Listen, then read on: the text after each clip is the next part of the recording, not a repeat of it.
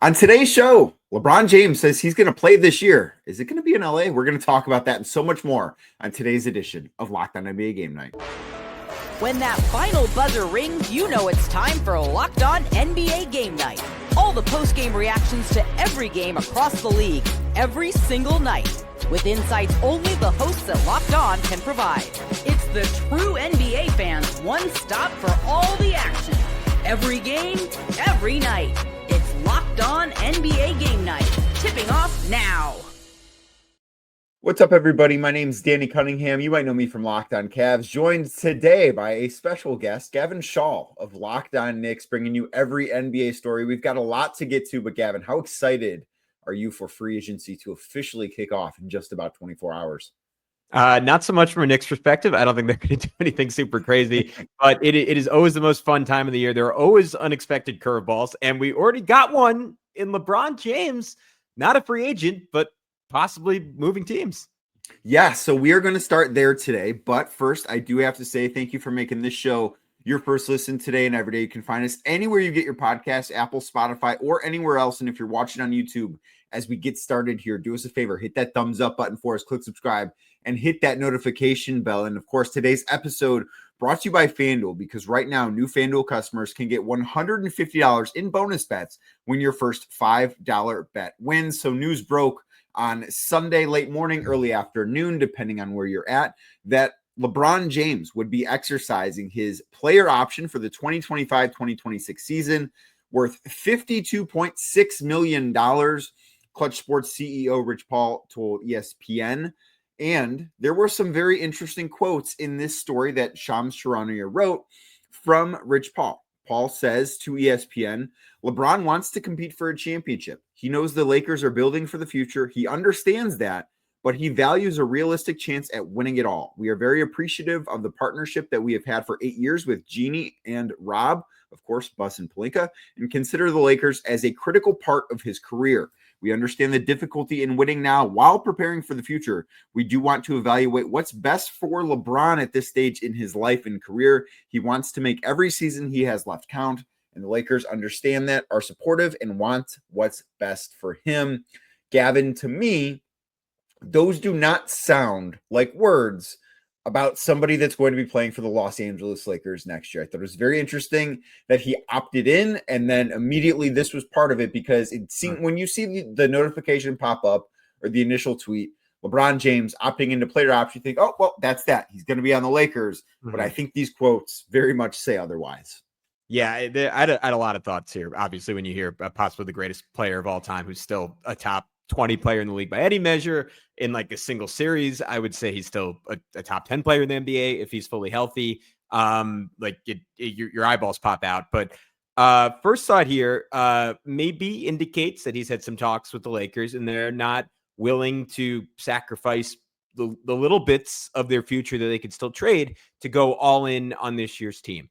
They can trade their 20, 30, 31 first round pick. They can trade swaps in 26, 28, 30. Obviously, Austin Reeves is a essential part of their team. He's also pretty clearly the biggest trade chip. Rui Hachimura is someone they could potentially move on from. There aren't a lot of avenues for them to get dramatically better, to get the center they thought they had in Mark Williams for about 24 hours.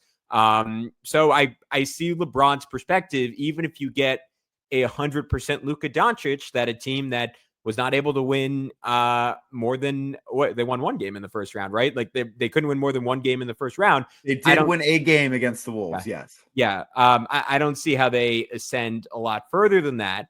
My second thought was this is a weird position for other teams. They're also, I think, coming from an Instagram live. I probably should have double checked this, but I know there was some quote at a dinner from LeBron saying his wife Savannah only wants him to maybe play one more year. Weird position for other teams. If you're competing for a championship, how much are you willing to give up for a 40-year-old LeBron James? And finally, from the LeBron perspective of this, if a title is priority one, why are you opting into a $52.5 million option versus like taking a much smaller number and just doing a sign and trade with another team, and then you could pick your destination without also hamstringing that destination just because they're going to have to match salary with the Lakers to make a deal work?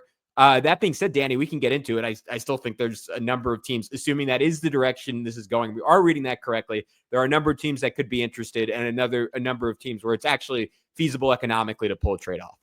Right. And the salary thing is really, really tough here because that $52.6 million figure for next season is a massive number. Like there are so many teams that I think could make sense for LeBron, but it's not just sending out the $52.6 million via trade. It's doing it for somebody that's in his 40s. And what LeBron is doing is unprecedented, not like this specific action, but being a guy that is worth that contract at his age has never happened before. He is entirely worth the money that he will be making this year, which I do think it makes this whole conversation interesting because if winning is the top thing, then I don't know that LeBron James making $52.6 million is the right thing. Not because he's not worth it, but because how many teams in today's day and age can afford to have a 40-plus-year-old LeBron James making that money and have a championship team around him? Like that just seems like a very, very small needle to thread.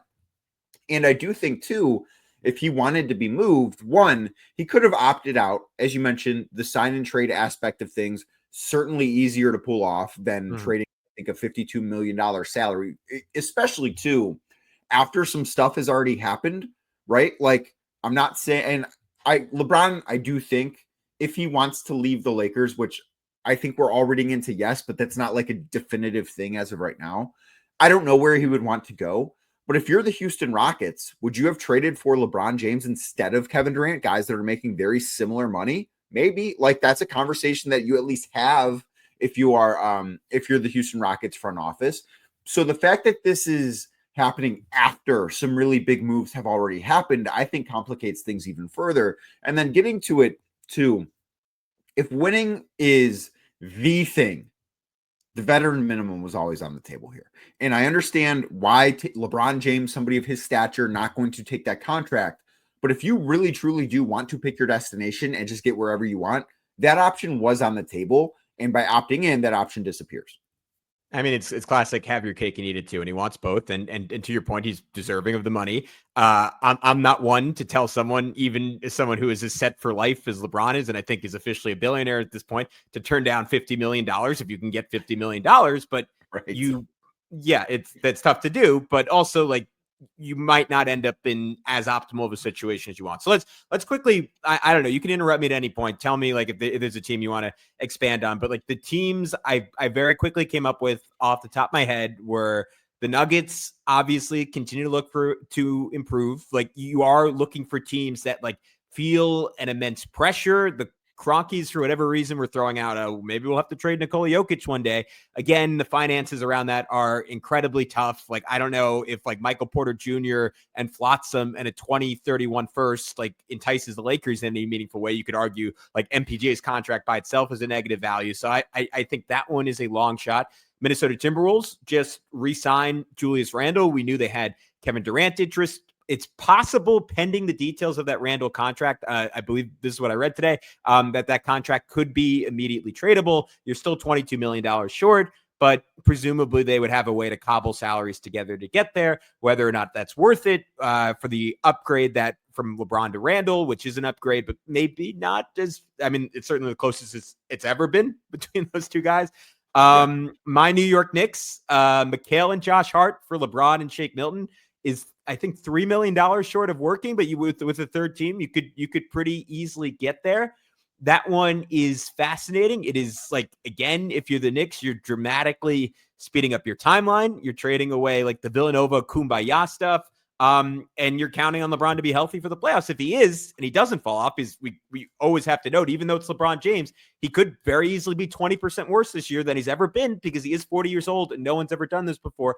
Warriors are probably the first team everyone will think of, depending on what you can sign and trade Kuminga, depending on what that number is, plus Moses Moody and maybe Buddy Hield. They also have 4 future firsts. Unlike the Knicks, that could help convince the Lakers that's worth their time. And then Danny, I'll leave it to you on the Cleveland Cavaliers. I would assume yes, here we are. Probably not the point, but that outside of Golden State, that is probably the other team I would think of. So there were, I think, a lot of Cavs fans immediately went to that, like LeBron coming back to Cleveland for a third stint. So for that to happen, like it would have to be a 3-team deal. The Cavs would have to trade Darius Garland and Jarrett Allen and DeAndre Hunter. And while LeBron is great and LeBron should forever be revered in Northeast Ohio and will one day have a statue outside of the arena, I'm just not so sure that's the right thing for this organization to do at this time, considering you don't know how many years he has left. I do think there could actually be a little bit of long-term upside there because it could free up some money and it could allow the Cavs, when LeBron is done playing, to sort of reimagine the team in a different way around Donovan Mitchell and Evan Mobley, which is worth thinking about. The team that you mentioned that I keep coming back to, though, is the Denver Nuggets. Like, that is the one where watching LeBron alongside Nikola Jokic, I think would be a really, really cool thing. And also, LeBron does have a relationship with the Kroenke family. If you think back to 2018, when LeBron left Cleveland for Los Angeles, there were a number of different teams that wanted to pitch LeBron. The Sixers were one, and I believe like they got a meeting with Rich Paul, and it was a big deal at the time. But the Denver Nuggets were another one too, because of the relationship that LeBron has with Stan and Josh Kroenke. That is something that I could see, because too, you know, for all these teams, it's a thing. LeBron has a no trade clause in his deal. It's a deal LeBron would also have to say yes to, which is something that is worth mentioning here. I'm not sure how many teams on that list he'd say yes to, but I do think there are a couple of ones. The one that I really don't want to see happen is Golden State. And I understand that guys are not, you know, bitter rivals the way they were in the 80s and 90s. Like, these guys don't have necessarily personal animosity, although I do think at one point LeBron did have some personal animosity for guys on the Warriors. But that rivalry in the mid 2010s, when they matched off in 4 straight finals, was, I think, so special and like the last true NBA rivalry we had. And seeing LeBron James suit up in a Golden State Warriors uniform would, I think, hurt me. I think it would hurt a lot of people. I just don't think it'd be the best thing. I don't think it should be anyone, if you're not a Warriors fan, that you should want to see. All right, I'll counter that in that LeBron and Steph playing together in the Olympics was incredibly special. It was so cool to see those guys on the court together. If you want to argue that, like, that's the point of the Olympics, that it's special because it's finite, sure, I hear that. I think I do just like conglomerating all the old heads on one team and just be like, they're going to be cranky. They're playing a slightly different style of basketball. Him, Jimmy Butler, Draymond. I mean, just 3 of the biggest personalities of the last decade on one team. And I just think, like, in LeBron, Steph, Draymond, Jimmy, you have, like, I don't know, 4 of the 20 smartest basketball players of this millennia on the same team. Like, I think if you could get over, and I agree, it's kind of nauseating to imagine LeBron on that team. And it does diminish that a little bit. So I hear exactly what you're saying. From purely a basketball sense and a quote sense, I think that could be fun. It could be a train wreck. I think it would be pretty interesting.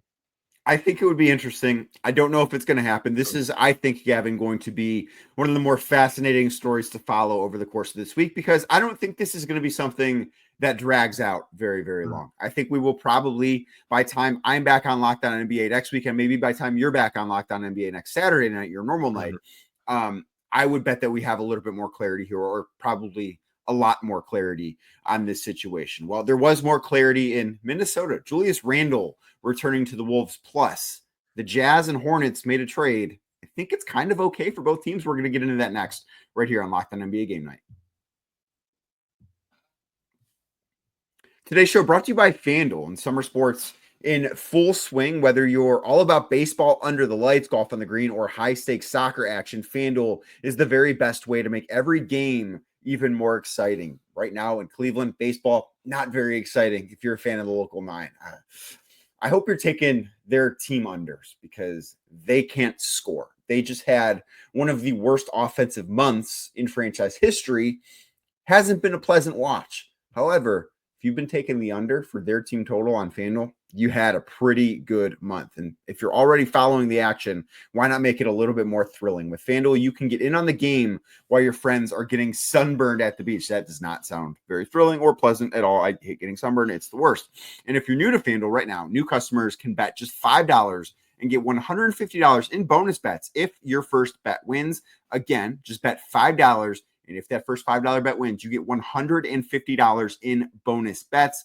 Open the FanDuel app today or visit FanDuel.com. That is FanDuel.com to get started. Again, first $5 bet, if that wins, you get $150 in bonus bets. Just head on over to FanDuel and FanDuel.com today to get started. Thank you again for making Locked On NBA Game Night your first listen today. And every day you can find the show anywhere you get your podcasts, Apple, Spotify, or anywhere else. And the LeBron James news was not the only news that we got on Sunday, as the Minnesota Timberwolves have agreed to terms with Julius Randle for a 3-year contract worth $100 million. I believe it's being reported that the third year of this deal is a player option for Randle. So really it's a 2-year deal worth about $66 million, I would imagine.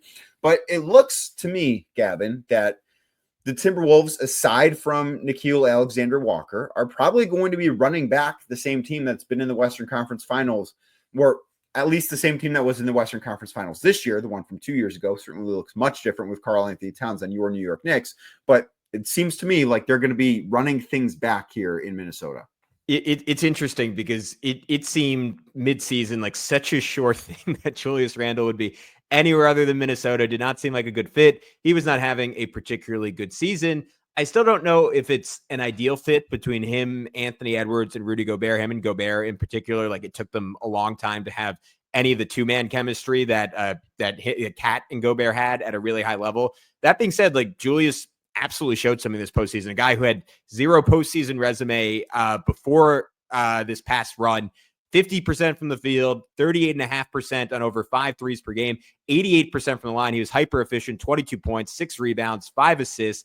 Carried them at specific points, multiple stretches where he was the best player on the team. Certainly, especially in that Warriors series, did not look quite as good against the Thunder, had his struggles, but his decision-making, I think, and this started about halfway through the 23-24 season with the Knicks, is just so dramatically better. His understanding of how to manipulate a defense, his defensive effort still wax and wanes a little bit at times. He's never going to be great on that end of the floor. I think with Gobert, I think with the infrastructure the Wolves have built up, though, they're one of the few teams really well equipped to survive that and benefit from everything he can do on offense, his ability to draw 2 defenders, and the fact that like Minnesota can just surround him at times with great shooters. Like we saw in arguably like one of the best games of the playoffs in Game 4 against the Thunder, like over and over again, he was able to draw 2 guys, and you saw Dante DiVincenzo benefiting from that. Obviously, Nickeil Alexander-Walker is likely out the door, but he benefited from that.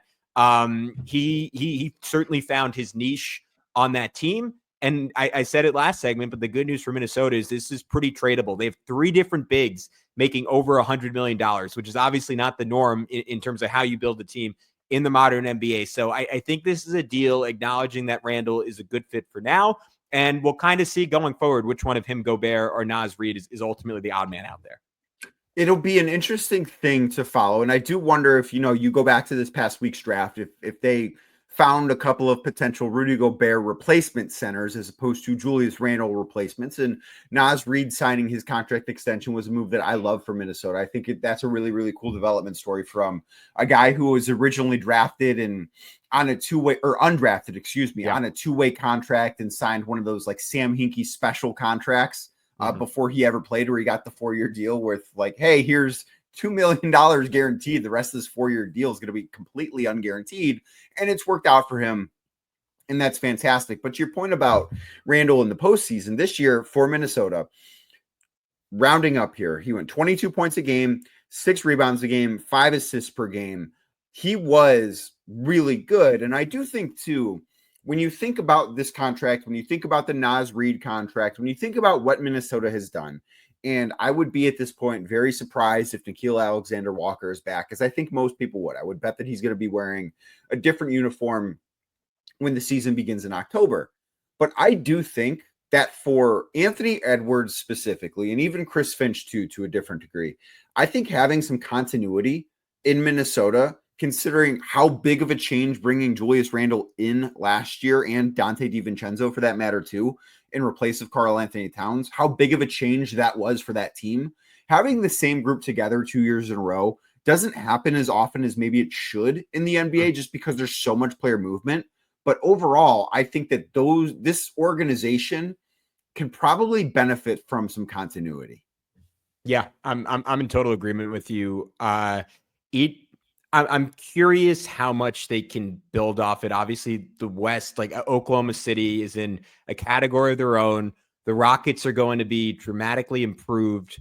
And Minnesota, they hit their stride, obviously, very, very late last year. And that might be, to your point, part of Tim Connolly's thinking. I don't know if this roster, with how much of an allocation they have towards the bigs, the fact that like Randle and Reed have a lot of overlap, but you can't totally play them together. The fact that Randle's value is just so contingent on his 3-point shooting. And maybe after that hot postseason, maybe after he shot just 29% from three from the corners last year, if you hit 50% of those shots over a full season on the New York Knicks, like maybe they're encouraged that, like, you know what, he's going to have an even better, higher volume shooting season. But he's pretty much who he's been as a 3-point shooter the last couple of years. I still don't think it's a perfect long-term fit.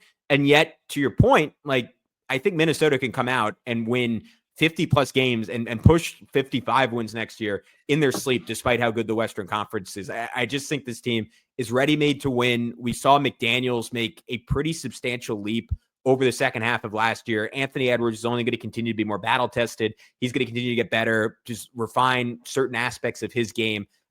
There's a world where this team like finally puts it all together to a dominant regular season and clearly has another gear in the postseason, as we've seen each of the last 2 years. So I have no issue with it. And I think Tim Connolly, one of the best executives in the league, has also kept a lot of flexibility going forward with this. I think that he's done a fantastic job in Minnesota as lead executive there since they hired him away from the Denver Nuggets a couple of years ago. And I would bet that Julius Randle probably won't finish this contract in Minnesota, but I think continuity for now will be a good thing. And I think that re-signing him for this money, I thought that there was a chance he could be getting more than what he signed for. But I think re-signing him for this money is an appropriate move and a good move for the Wolves overall. There was a trade, maybe not as big as LeBron, but there was a trade on Sunday. We're going to talk about that, what it means for Utah. What are the Utah Jazz doing? We're going to talk about that next right here on Locked On NBA Game Night.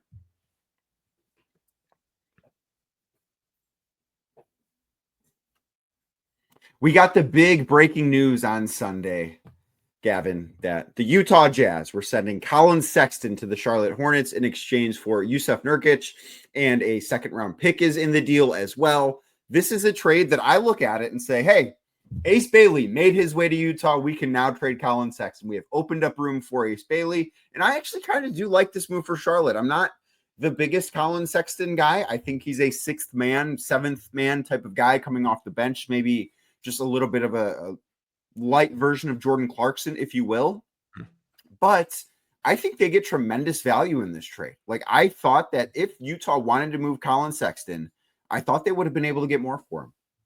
Yeah, this is a little bit of a mystifying trade from the Jazz's perspective, given that Jusuf Nurkić makes more money. Like, to me, if you were clearing out cap to bring in a free agent and you just needed to get to that number, that's totally good business. Like, I think about what the Knicks did with Obi Toppin 2 years ago, right? They traded him for 2 second-round picks. Obviously, given the guy he's turned into, that is a net negative, but they did that so they could go get Dante DiVincenzo. And it's the type of move teams make all the time. We still have to like see how this plays out. Maybe there's a world where that is ultimately the fate of this, and they needed Nurkic's contract to match in a different trade. But I don't quite see what Danny Ainge is doing here, especially because, like, I think it's 2 deadlines in a row.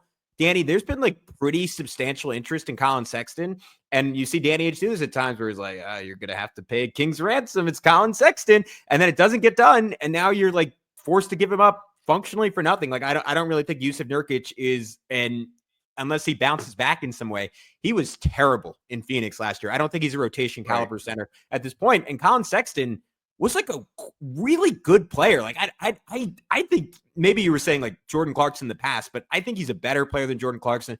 I think he could be one of the best 6 men in the NBA, like 48% from the field, 40 or just under 41% from three, 86.5% from the line, 18 points, 4 assists. Obviously, look, it was not in an environment devoted to winning. You take those stats with a grain of salt, but his level of efficiency, his level of just sheer maniacal effort, I know you're more familiar with than even I am. Like, I think Collin Sexton could do some good on a contender, but I think just his general competitive spirit will help a Hornets team that is, at the very least, I would assume, like trying not to play for lottery balls this year. I think that Collin's competitive spirit that you bring up is a very real thing that has been on display his entire NBA career. And I admire him for being able to have that in Utah since he arrived there in the Donovan Mitchell trade a few years back. But I think that is, for as good of a player as Collin is, I think that attitude being injected into the Charlotte locker room might be the thing they need most out of this trade. Like they just need somebody that has a winner's mentality, even though Collin really hasn't ever been a winner in the NBA. Like he's not been on winning teams because even the year the Cavs made the play-in, like he was hurt and did not play that entire season, his last one in Cleveland. So I think that'll be really good. I think he will be a good fit alongside LaMelo Ball. Charlotte adding another ball handler is something that I do think they needed to do this offseason, and I think this accomplishes that.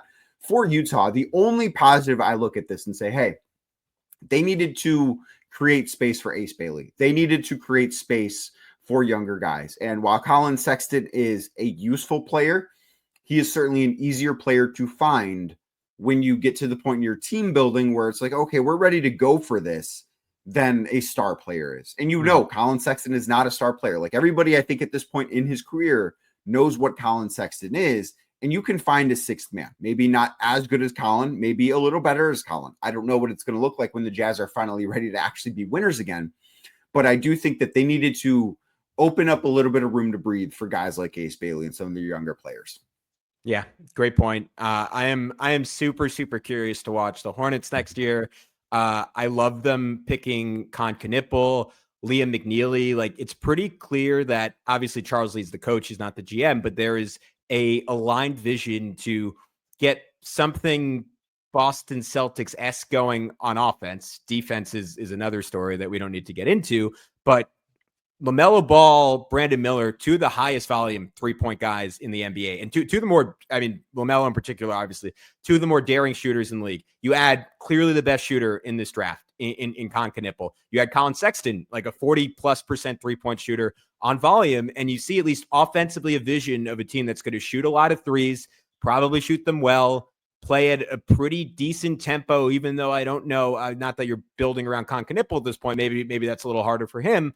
I'm fascinated to watch that team. Is just the league pass team going forward. And to your point on the Jazz, just like a total glut at guard. They've drafted 1 million guards over the last few years. They've all shown promise at different points, and yet you don't really have the minutes to give all those guys substantial time. This clears it out at least a little bit.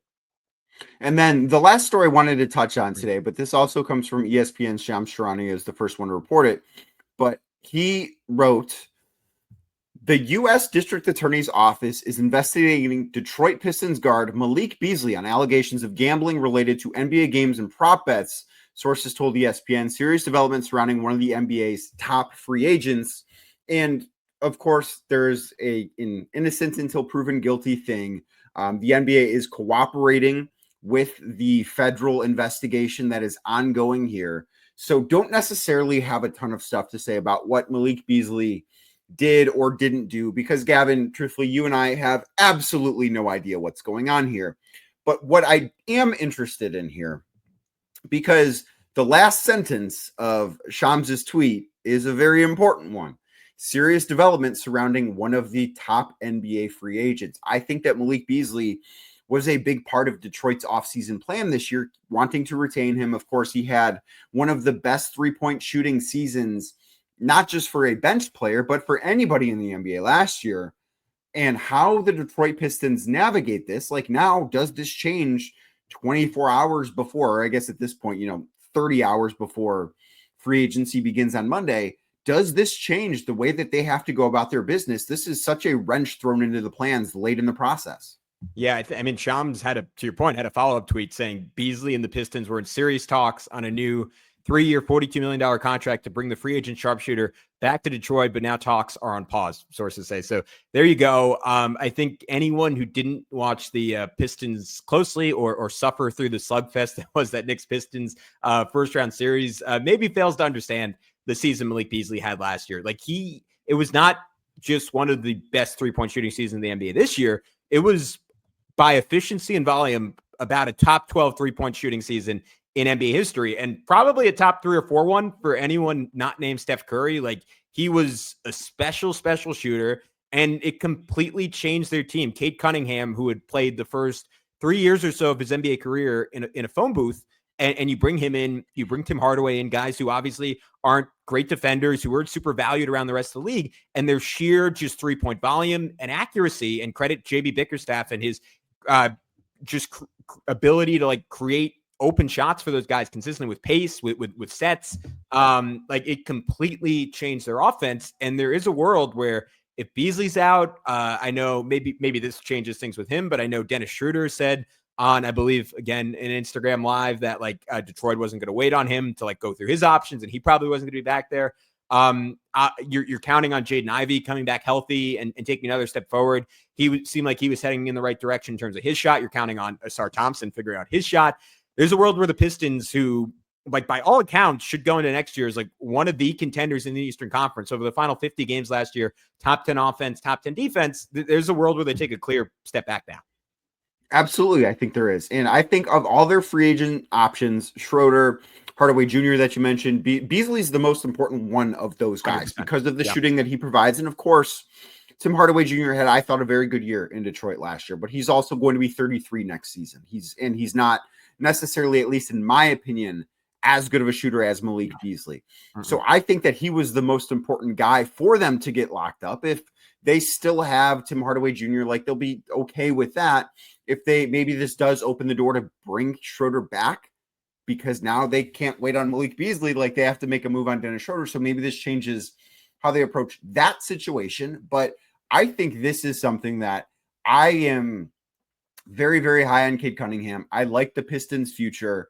I thought of them as a team that could be a home court advantage team in the Eastern Conference next year. Like I think most of us probably have the Cavs and the Knicks, and then maybe even the Magic as the top three teams. But I could see a world where the Pistons are fourth and not that far behind that group in terms of regular season wins and losses. But if they don't have Malik Beasley, I think that changes a lot how I feel about this group. Yeah, I mean, it's not just the accuracy. It is the 3-point volume. I think is the biggest thing with Beasley. Got them up, made them, and also just brought like, I mean, we all saw the shimmy, right? Like he brought a certain swagger to that team that made them very annoying to play against. But like that was a real thing. Like in the playoffs against the Knicks, like whatever you want to say about the Knicks, like they were battle tested, and Detroit with a very young team on the margins, like didn't flinch. They were arguably the tougher team for a lot of that series. Like there is some real metal there. And I think Malik Beasley on top of the shooting was like a pretty key part of that mentality. Yes. I think that is something that the swagger and the mentality that you mentioned is something that team, I think obviously they needed better players. They needed better coaching than what they had under Monty Williams, but they needed to feel good about themselves. They needed to have a confidence about themselves after just being a 14-68 team the year before. Malik Beasley immediately injected that. And of course that could now stay because they won 44 games and like they're a good team now and believe in themselves. But he meant a lot to them in that specific area. I mean, if this is something that, of course, the NBA is taking serious, if it's being federally investigated, it's going to be a very serious matter. Again, innocent until proven guilty. We have no idea what is going to happen with Malik Beasley. We have no idea how this all happened, but this is something, Gavin, to me that I think affects the Detroit Pistons in a big, big way. But thank you for making Locked On NBA Game Night your first listen today and every day. You can find us anywhere you get your podcasts, Apple, Spotify, or anywhere else. Make sure you drop us a 5-star rating, leave us a nice review, and of course, be a friend. Tell a friend about the show. Make sure you're subscribed. Make sure your friends subscribe as well. And as we're getting out of here on YouTube, hit that thumbs up button for us, click subscribe, hit that notification bell, and this show will be back tomorrow talking about all the free agents in the NBA.